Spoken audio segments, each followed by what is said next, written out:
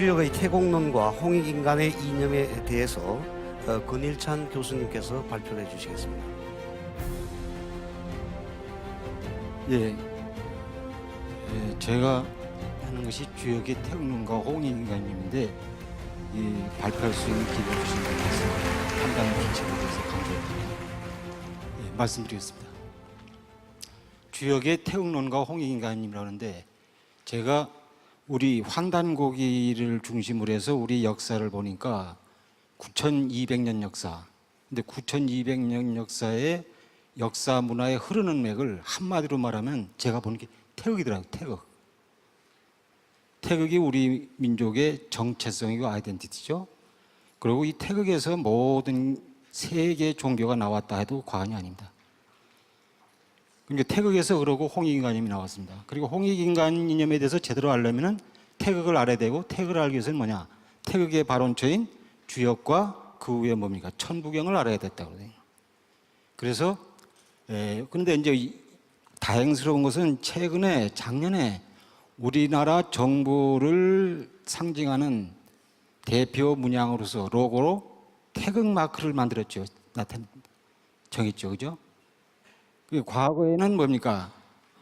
무궁화였는데 작년에 비로소 정부 수립 이후 67년 만에 태극 문양으로 바뀌었어요.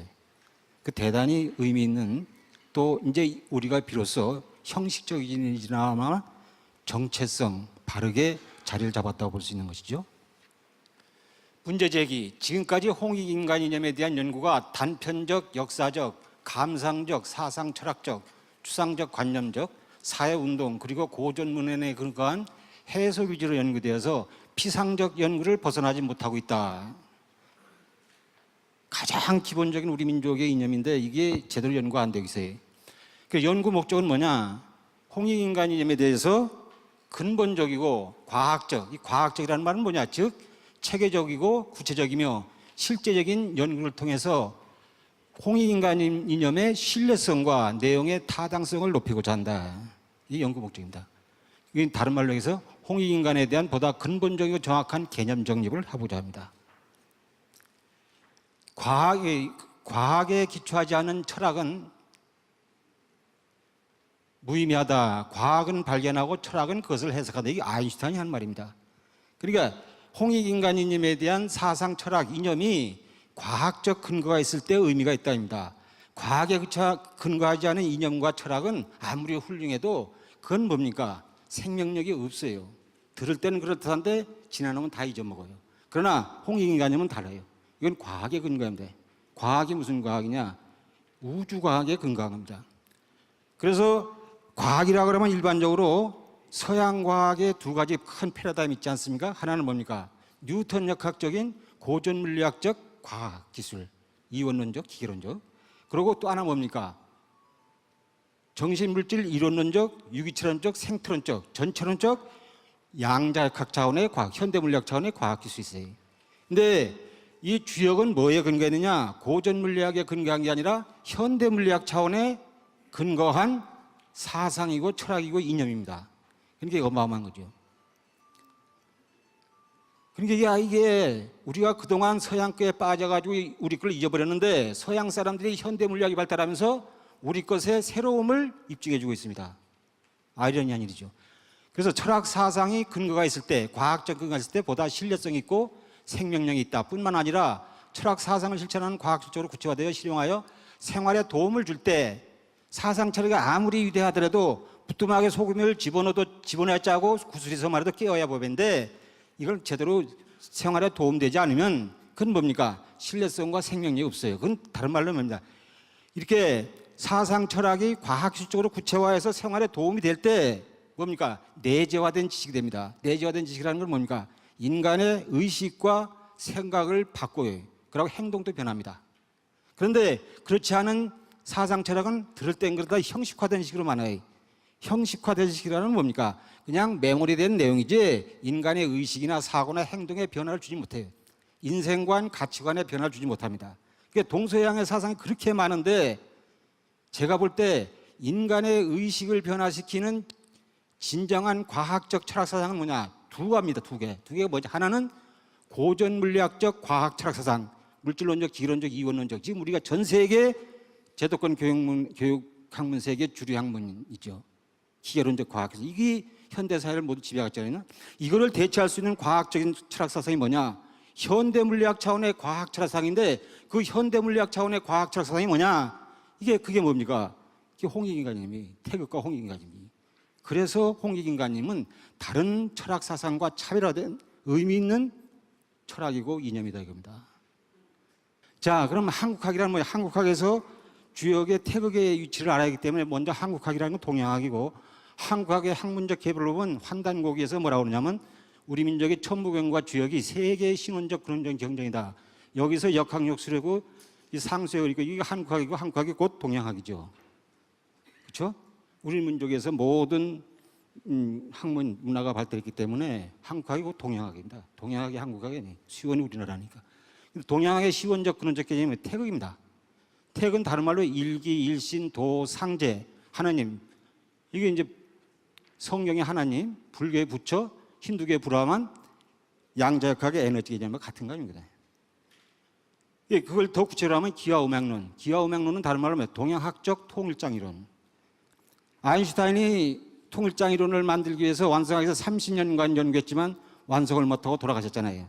근데 최근에 끈이론, 스트링 시어리라는 게 나오면서 그 가능성을 시사하고 있는데 우리 민족은 거의 수천 년 전에 이 통일장이론을 만들어 놨습니다. 이 성인이.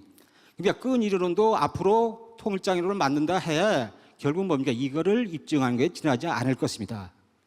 그러니까 우리 민족이 이미 완성된 학문을 만들어 놨어요. 근데 우리가 우리 걸 모르니까 먼 데서 찾는 거예요. 등잔 밑에 없다는 그 얘기예요.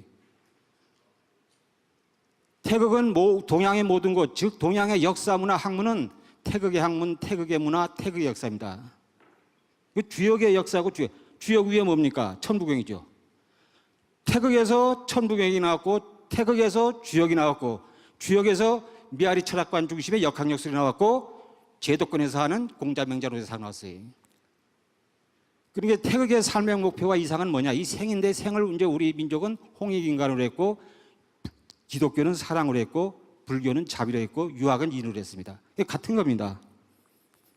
그래서 이 책이 80년대 세계적인 그 학계의 센세이션이라는 책이었습니다. 녹색 운동의 아주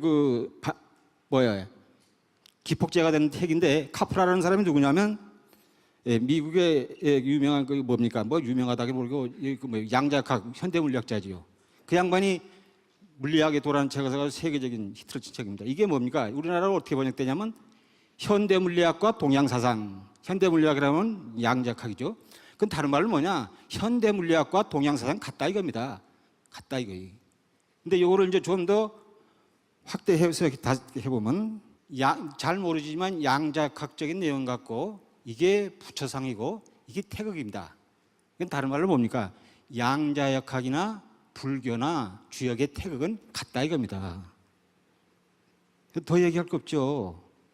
근데 차이가 뭐냐? 이거는 여기 이제 말하자면 양자역학의 에너지, 불교의 부처, 주역의 태극은 같다 이겁니다. 근데 차이는 뭐냐면 이거 양자역학은 동양 사상, 즉 불교, 힌두교, 주역의 사상을 입증한 것이고 그 내용이 없어요. 입증만 했지. 생활에 도움되는 게 없어요. 근데 불교는 뭡니까? 불교하고 힌두교 경전, 도덕경, 주역은 다 동양 사상을 대표하는 경전인데 내용이 있어요. 내용이. 그런데 불경과 주역 차이는 뭡니까? 불경이나 힌두교 경전이나 도덕경은 말씀이요, 말씀. 그래서 혼란스러워요. 주역은 뭐냐? 차이점이 뭐냐면 체계화된 학문이요. 과학성이 있어요. 과학성이 있다. 이게 그 과학성이라는 건 뭐냐? 고전 물리학적 과학성이 아니고 현대 물리학 차원의 과학기술이에요. 과학성이 있어요. 그러니까 이게 완성된 진리로서의 과학이죠. 이게 이제 동양학의 이제 주역학의 학문적 인식목인데 저 색칠한 데가 간단히 얘기하면 서양 과학의 연구 범위니 말하자면 이제 자연과학, 사회과학, 인문과학 거기서 하는 겁니다. 그 나머지 부분은 그게 뭡니까? 동양학이 강조하는 부분이. 그러니까 나머지 부분은 대우주고 그 색칠한들은 소우주예요. 그런데 소우주는 대우주의 지배 종속을 갖고 있습니다. 그러니까 소우주의 모든 문제, 자연현상, 사회현상, 인간현상을 제대로 알려면 본질적으로 알려면 뭐예요? 대우주인 주역을 알아야 됩니다. 대우주에 관한 강조하는 주역이 아닙니까? 그러니까 주역을 모르면 인간의 본질적인 알 수가 없어요. 이게 굉장히 피상적인 양이 이거니. 예? 우리 조상님들은 이건 가볍게 보고 연구를 안 했어요. 근데 우리는 뭡니까? 이걸 서양 사람들이 연구를 가지고 와서 온 전 세계를, 우리 전 제도권 학문을 이거로 대체해버렸지 않습니까? 기계론적, 물질론적, 이원론적, 뉴턴 역학적, 고전 물리학적 과학기술을. 그 정신을 잊어버렸어요.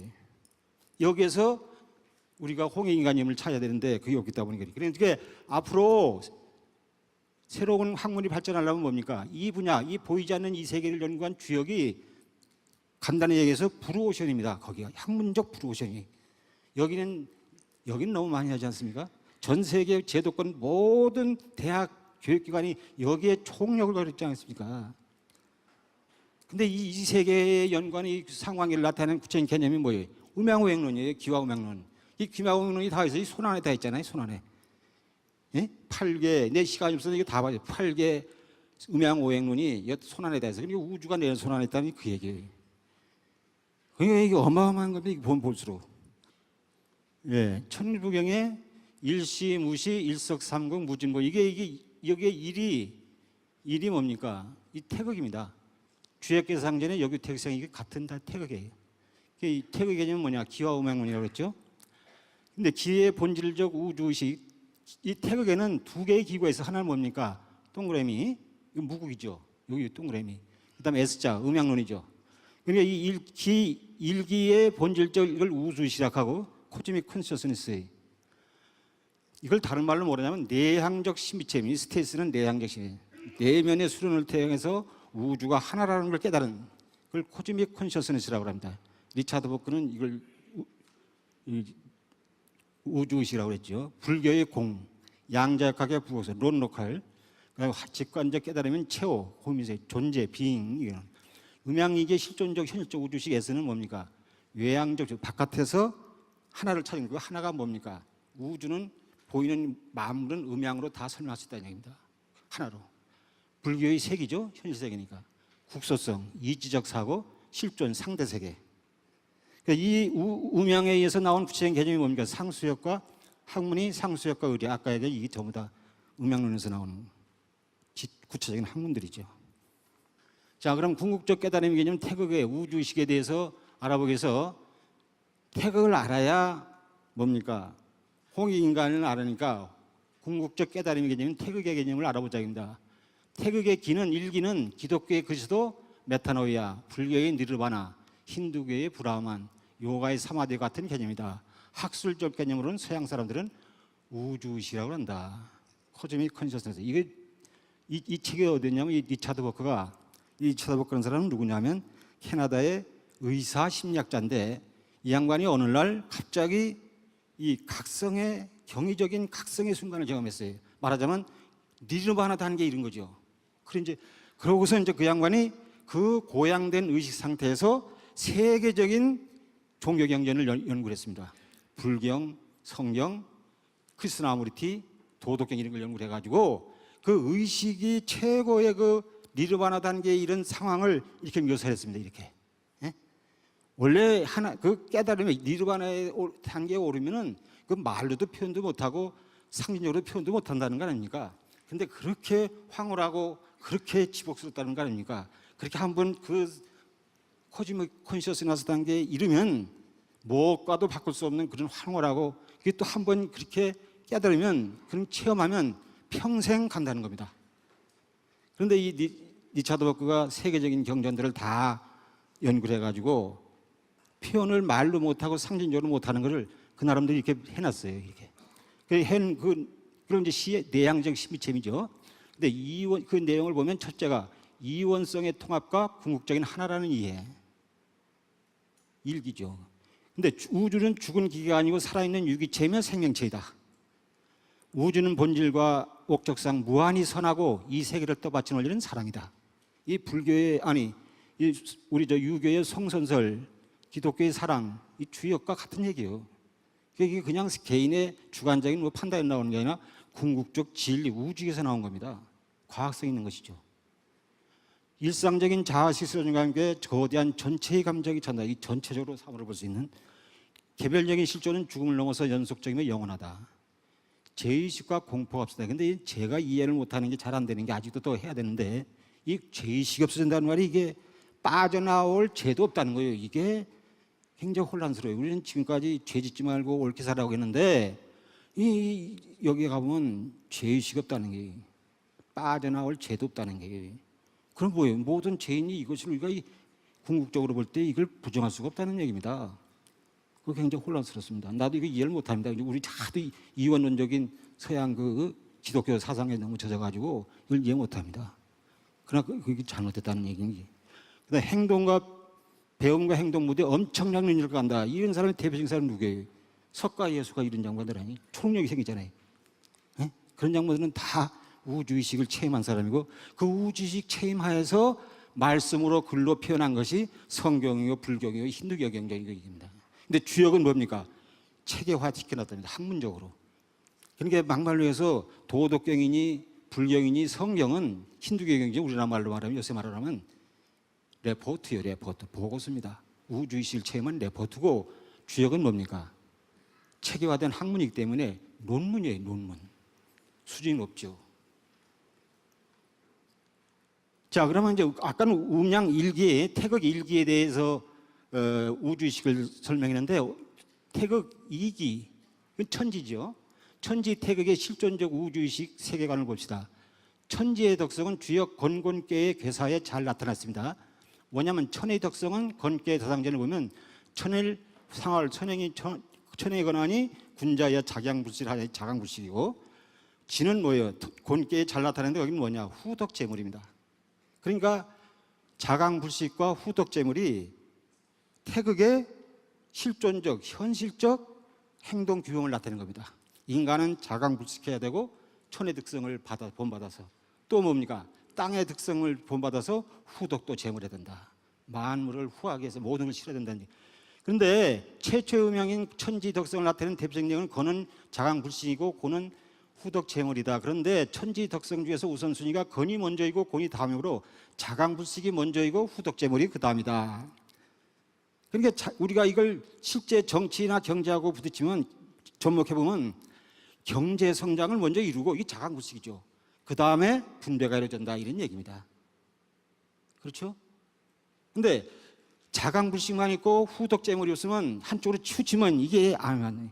그러니까 역동적인 균형을 자강불식도 중요하지만 후덕재물을 했을 때 균형을 이룰 때 그게 도의 세계고 그게 홍익인간의 세계입니다. 자, 그럼 홍익인간 이념은 뭐냐? 태극의 개념이 이제 앞에서 살펴봤으니까 그걸 근거로 홍익인간 이념을 정의합시다. 홍익인간 이념의 구체적 내용은 홍익인간의 발원체인 태극의 개념과 상응해서 두 가지로 나타날 수 있다. 첫째, 본질적 우주의식인 일기태극의 홍익인간 뭐냐? 홍익인간 너나가 하나 되고 하나라는 건 뭐냐? 인간, 천지, 자연, 동물, 식물 그리고 신 이게 다 하나다 이겁니다. 그러니까 자연도 보호해야 되고 하늘도 보호해야 되고 조상님도 모셔야 되는 겁니다. 신도 하나니까. 이 하나라는 건 뭐예요? 현실적으로 얘기하면 상호 영향을 주고받는 유기체적이고 생태론적이라는 겁니다. 하나라고 물리적으로 이렇게 하나라는 얘기 아니고 유기체적이고 생태론적이다. 그러니까 지금까지 서양 물질과학이라는 거 뭐예요? 정신물질 이원론, 자연과 인간 분리식 이원론적인 거 아닙니까? 이 아리스토텔레요. 그러다 보니까 뭡니까? 갈등과 조화가 이루어지지 않죠. 그러다 보니까 현대사회가 뭡니까? 환경 파괴와 인간성 상실이 이원론적 서양 과학기술의 결과입니다. 그렇지 않습니까? 그러니까 이걸 보완하려면 뭐예요? 동양화가 안 할 수가 없어요. 이 앞으로 갈 수밖에 없어요. 앞으로 이제 나오겠지만. 그래서 하나이기 때문에 마음이 하나는 큰 것이다. 세상은 하나에서 시작해서 하나에서 끝나고 하나를 이루는 건 사랑과 자비이다. 사랑으로 이루고 통하는 화합과 통합, 상생의 세상을 깨달아 소래의 존재 가치를 인정하고 공동으로 노력하고 사랑하야만 나를 비롯한 모두가 공존 번영할 수 있다는 생명 사상이다. 예. 그다음에 홍익을 좀 더 부연, 이건 좀 단조로우니까 홍익을 좀 더 부연 설명하면 주역의 홍은 천하 동인계하고 이건 풍래 이계와 관련해서 말씀이죠. 천하동인계면 뭐냐? 계산하면 동인우야. 동인을 하되 사사로운 정운하지 말고 넓고 먼 데서 살아는 대동, 유교의 대동사회가 홍익인간이고 이게 뭡니까? 천하동인께서 나온 겁니다. 그 다음에 풍래익계는 뭡니까? 단세 손상익하야 미련무광하니 자상하하니 기도대광이라. 위를 더러 아래를 더하니 백성이 부한다. 위로부터 자기를 내려 아랫사람이 낮추니 그 도가 빛나다. 이게 이제 홍익인간을 더 부연 설명한 겁니다. 결국 주역의 동인계와 이계의 의미가 지공무사하게 하나 모두 인간, 자연, 동식물, 신을 두루 이롭게 하는 것을 의미하므로 크고 넓게 일하라는 홍익인간념을 잘 나타내 주겠다. 이거와 이 개념이 잘 어울리죠. 자, 그럼 음양 2기의 실존적 우주신 태극의 홍익인간념과 관련해 가지고 태극의 개념과 관련해 가지고 홍익인간을 정의합시다. 태극은 창조자이고 천지는 피조물인데 창조자와 피조물은 본질적으로 하나이며 분리될 수 없다. 그러니까 천지는 태극의 정신을 그대로 받아들인 거예요. 천지의 정신은 곧 그 속에서 자란 만물망사 인간의 부모죠. 인간의 부모가 천지 아닙니까? 따라서 최초의 음양인 천지의 덕성은 태극의 정신을 구체적이고 실존적으로 나타내는 것이다. 그것은 곧 천지의 덕성의 구체적인 내용이 홍익인간의 실존적 구체적인 현실적인 내용이 된다 이겁니다. 그 뭐냐? 천의 덕성은 자강구식이라고 했죠. 이걸 자강과 구식을 나누면 자국은 뭐냐? 자주, 자조, 자립. 우리나라 말에 그 전서부터 들어온 얘기, 어른들한테 들어온 얘기지만 겉벌이 서말이면 처가살이 한다. 이거 우리 민족의 강한 그 자주, 자조, 자립 정신, 이 자강불식에서 나온. 불식은 뭡니까? 근면, 우리 민족의 끈질긴 근성. 그 다음 뭡니까? 지혜 덕성은 후덕제물, 이건 뭐 상생협동. 우리나라 말에 콩 한 쪽도 나눠먹는다. 이게 다 그냥 나온 게 아니라 학문적 근거가 있는 겁니다. 그 우리가 잊어버려서 그런데 그게 그 언어학자들 얘기 들으면 모든 문화의 에센스는 그 나라 민족의 말 속에 다 있다는 겁니다. 그런데 우리 민족 문화의 근원이 되는 주역에서 천부경 이런 걸 모르니까 배우지 않았으니까 이게 어디에서 근거하고 무슨 의미인지를 뭐 알 수가 없어요. 근데 주역을 공부하고 역학역수를 해보고 천부경 이런 걸 해보면 우리 민족에 다 근거 있는 과학적이고 어마어마한 내용이 많다는 걸 리얼하게 느꼈습니다. 저도 행정학지만 행정학 위기 거 들여가지고 매일 재방송해요. 그래서 재미가 없는데 이 주역을 해보니까 이 하와드 노벨상 중심의 이 서양과학이 우습게 보여요. 그래서 하늘의 덕성인 자강구식을 우선해서 땅의 덕성인 후덕제물 간의 역동적 평행이 현실적 실존적 태극 이기의 홍익인간의 내용이다 이럽니다. 근데 완전한 삶이란 뭡니까? 내면의 하나에 대한 깨달음의 우주식, 본질주의과 현실세계 일상적 논리, 실존적 우주식, 이기 음양론이 서양, 이게 또 서양까지 다 합쳐서 중도적 조화가 바람직한 삶이라는 겁니다. 그걸 이제 화강동진이라고 하죠. 이 화강동진이라는 건 뭐냐? 깨달았다고 현실 생활을 무시하고 현실에 어울려 살지 못하고 세속적인 의미를 안 하면 그건 진정으로 깨달은 사람이 아니라는 게. 이게 화강동진이라는 건 뭐냐? 깨달음의 빛을 안으로 감추고 일상생활을 같이 세속적인 일을 같이 어울려서 하는 것이 진정한 깨달음이라는 겁니다. 이거 깨달았다고 무주식을 못하면 니르바나라고 세속을 무시하고 가정도 돌보지 않고 그가 잘못된 거라는 겁니다. 그 이제 그 서양의 인도의 그 힌두교가 굉장히 발전하지 않습니까? 그 사람들 얘기 들으면 그런 얘기가 많이 나와요. 그러니까 이게 현실적인 건 뭡니까? 이기고 깨달음에 비치는 거예요. 내면의 일자 아닙니까? 이걸 조화를 이뤄야 된다는 거예요. 그래서 결론적으로 제세희와 홍익인간이는 뭐냐? 첫째, 태극 일기의 본질적 개념인 천인합일적 우주시 관점에서 생명, 사랑과 자비, 정선으로 지공무사하게 모두 인간, 자연, 동식물, 신을 화합과 통합 그리고 공존하면서 둘이 이롭게 하는 것을 근본으로 해서 실존적 현실적으로는 천지 음양 덕성에 맞는 자강불식을 우선으로 해서 후덕제물과 역동적 균형을 바람직한 행동기운을 제시한 궁극적 진리로서의 보편적인 과학적 이다 이겁니다. 홍익인간 이념이 그냥 개인의 주관적 이념이 아니고 우주 이치에 의한 궁극적 진리로서의 과학성이 있습니다. 태우에서 비롯된 상수역과 의리역은 제세희와 홍익인간을 구체로 비춰나기 위한 진리로서의 철학적 과학적 학문이다.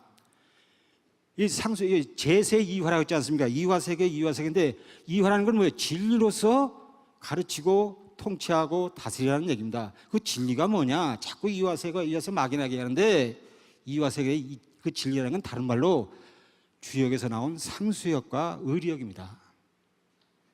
그러면 지금은 뭡니까? 현대 서양 과학기술은 진리가 아니고 가짜 진리로 가르치고 세상을 통치하니까 뉴턴 역학적인 물질론적 기론적 과학기술에 근거한 우리 사회과학, 인문과학, 자연과학을 가르치니까 개개인간, 근대사회라는 건 개인주의 아니에요. 그러다 보니 개개인이다 보니까 뭡니까? 세상이 이렇게 황폐되어 버렸어요. 지금 지구와 인류가 존망의 기로에 와 있잖아요. 그렇게 존망의 기로에 와 있도록 주도해온 대표적인 학문이 뭐예요? 뉴턴 역학적인 물질론적 기론 이원론적 과학기술이에요. 지금 전 세계 제도권 교육 학문사에서 매일 연구하고 가르치는 그 내용이에요. 그렇잖아요. 홍익인간 이념은 우주과학인 태극과 우주의식에 근거한 사상이고 철학으로 이념으로써 과학성을 밝혀 신뢰성과 내용의 타당성을 높이자 했다. 태극과 우주식 그리고 홍익인간은 삼위일체이다. 즉 태극이 체이고 태극을 구체적으로 설명한 내용이 우주식이고 우주에서 나온 사상 철학의 용으로서의 제세이와 홍익인간입니다. 네. 특히 태극에서 비롯된 상수적인 역학력술이 현대 물리학이 발달하면서 그게 새로운 과학으로 조명을 받기 때문에 홍익인간 사상은 뭐냐? 서양 상수역인 동양 과학수의 가치와 더불어 다른 사상 철학과 차별화된 생명력 있고 영원한 사상 이념이 될 수 있다는 겁니다. 그러니까 고전 물리학적 과학 철학이 지배하는 현대 사회가 이제 막다른 골목이지 않습니까? 예? 벼랑 끝에 와 있어요. 그러면 그거를 대체할 수 있는 새로운 과학 기술이 뭡니까? 그게 태극과 태극에서 비롯된 역학력술이에요. 그랬을 때 홍익인간 이념이 펼쳐지고 그럴 때 뭡니까? 새로운 세상이 열릴 수 있겠죠. 사람은 자신의 마음속을 들여다볼 때 비로소 시야가 튄다. 서양 물질 물명을 보면 꿈을 꾸게 되지만 태극과 홍익인간을 보면 깨어나게 된다. 칼 융이 얘기했어요. 세계를 지배하는 것은 역사문화 정신이다. 역사문화 정신은 보이지 않는 권력이다. 이 우리 이용범 교수님 작가님. 우리 민족의 역사문화 정신은 민족호는 뭐냐? 태극과 태극에서 비롯된 제세와 홍익인간입니다. 이거를 찾자고 그냥 사회운동, 예? 정치운동으로 되는 게 아니에요. 학문적으로 과학적으로 보여줘야 돼요.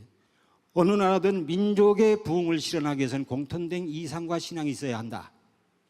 국가의 힘은 국민들의 마음속에 있으면 미래는 국민들의 손에 달려있다. 한 민족의 힘은 그 영혼에서 비롯된다. 참된 영혼이 없는 민족은 영원히 똑바로 있을 수 없다. 정치 발전, 경제 발전, 문화 발전 없이는 불가능하다. 그러나 문화는 전통 문화를 근간으로 했을 때 비로소 그 힘을 발휘한다. 이 전통 문화가 뭡니까? 태극과 홍익인간입니다. 지금 우리가 차지하고 있는 현대사회 문화는 뭡니까? 전부 서양 과학적인 문화가 지배하고 있잖아요. 막말로 해가지고 돈이 최고다. 보이는 것만 진리다. 이원론, 기계론적 사고방식, 편협성. 이게 만연하기 때문에 현대사회 문제가 되는 겁니다. 이 정치 문제, 경제 문제, 사회 문제 보세요. 이게 돈의 문제가 아니고 물질세계 문제가 아닙니다. 정신세계 문제예요. 잘못 가르쳤기 때문에. 누가? 우리 후손들이 서양 과학기술을 너무 지나치게 우리 걸 무시하고 일방적으로 가르쳐가지고 우리 전통문화를 다 제도권에서 배척해버리지 않습니까?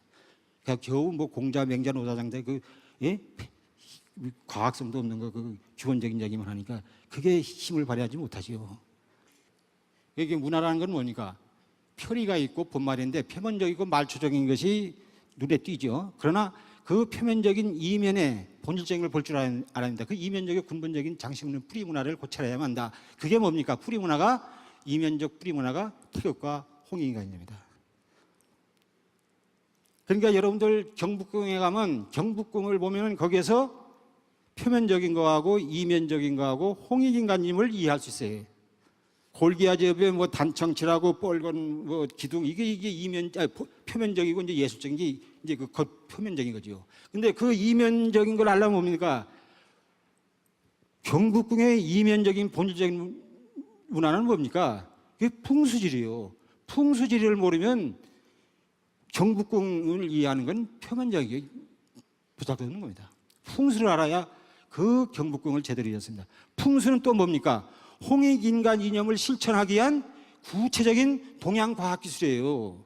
그게 무슨 말이냐? 자연과 인간이 하나니까 자연과 인간이 어떻게 하나 되게 서로 공존, 공생할 수 있는가를 밝혀놓고 개발한 것이 풍수과학입니다. 그냥 단순하게 자연과 과학, 자연을 파괴하지 마라 이렇게 말하는 것보다는 왜 자연을 파괴하지 않고 보호하면 나한테 어떤 도움이 되고 어떤 장점이 있냐, 그걸 풍수를 연구해 보면 리얼하게 할 수 있어요. 예, 태극과 태극에서 비롯된 홍익인간 사상, 우리나라에 전해오는 말 중에 반만년의 유구한 역사와 전통에 빛나는 찬란한 문화와 가장 한국적인 것이 가장 세계적이라는 말에 걸맞는 과학적 철학의 이념이다.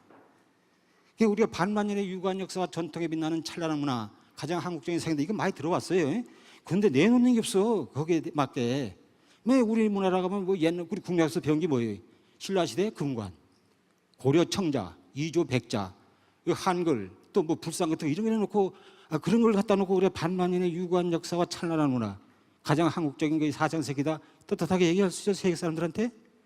그게 이 체육과 홍익인간님이 여기에 걸맞는 내용입니다. 이걸 모르니까. 왜 모르느냐? 그걸 하려면 주역을 알아야 되고 천북을 해야 되는데 그걸 배우지 않아서 자꾸 제 자랑해서 죄송합니다만 이거 사실입니다. 뿐만 아니라 홍익인간사는 우리 민족만의 사상이 아니고 세계와 지구촌 시대의 공존과 공영, 평화, 번영을 위해 상생 협력하는 새로운 문명을 위한 인류 보편적 인연과 사상이 될 수 있다 이겁니다. 즉 25세기 작가이며 루마니아 용영 작가인 게오르그 신부가 태극기 감시하고는 홍익인간 사상이 21세기를 주도할 사상이라고 말하는 거죠. 이게 맞는 얘기입니다. 예, 그래서 여기 카프라가 터닝 포인트라는 책에 보면은 봐, 여기 있으면 이 부패의 시대가 지난 다음에 뭡니까? 일대 전환기가 온다. 어떻게 오느냐? 사라졌던 강력한 빛이 다시 다시 온다 겁니다. 그게 뭐냐? 이게 이겁니다. 이 빛이고 이건 어둠이 아니에요, 음은. 이 빛이 왔나, 어둠 속에 빛이 이제 나와야 이제 이 세상이 밝아집니다. 구제가 됩니다. 그게 뭡니까? 구체적으로 주역과 주역에서 비롯된 역학역술이고 이념적으로는 뭐냐? 태극과 홍익인간입니다. 이 타임업이라는 게 타임지의 카버스토리에 나온 거 아닙니까? 미국은 명상의 과학, 사이언스라고 써죠. 이게 과학기술, 정신과학기술의 하나입니까? 이 주역에서 근거한 겁니다. 근데 이게 그거 보면은 여기 중요한 게 뭐냐면 Meditation is now moving into the mainstream이랬어요. 명상에 미국의 주류 학문으로 지금 움직이고 있다 이겁니다.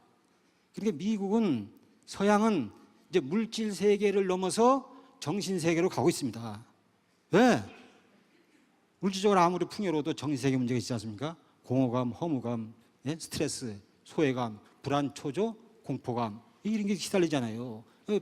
공자님이 석가가 뭐 108번 이런 얘기. 그런 문제가 심각. 그러니까 애들도 이 명상 교육을 시켜야 하지 않습니까? 메인스트림. 그러니까 이건 다른 말로 뭡니까? 동양 정신과학 기술이 지금 미국에 전파되고 이런 거에 모든 근거가 어디에서 근거합니까? 학문적으로 주역이에요. 이제 17세기 이후 근대 사회라는 건 서양 물질과학 시대고 21세기 지금 탈근대화 시대하는 게 포스트 모던 정신과학 기술 문명 시대. 근데 이때는 가짜 진리로도 제세와 홍익인간으로 바뀌어야 됩니다. 그러려면 뭡니까? 태극과 태극에서 비롯된 이걸 해야 됩니다. 이때는 뭡니까? 근대사라는 건 노동과 소비요. 일을 해가지고 돈을 벌어가지고 소비하는 재미로 살았어요. 그죠? 근데 지금은 뭡니까? 앞으로는 수행과 낙도가 주도하는 시대가 되는 거예요. 그러면 그 수행과 낙도에 대한 근원적인 학문이 주역이 동양 정신과학 기술 문명 시대로 갈 수밖에 없다는 거예요. 감사합니다.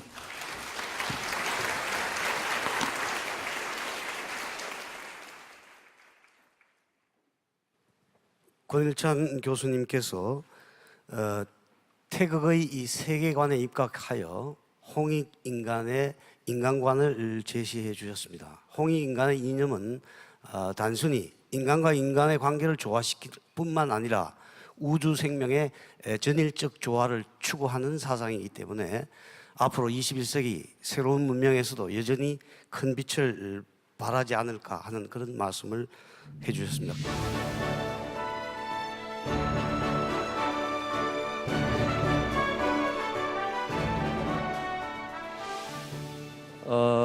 앞선 발표에서 정경희 교수님이 그 중국에서는 천인 분리로 홍사문을 해석한다고 하셨는데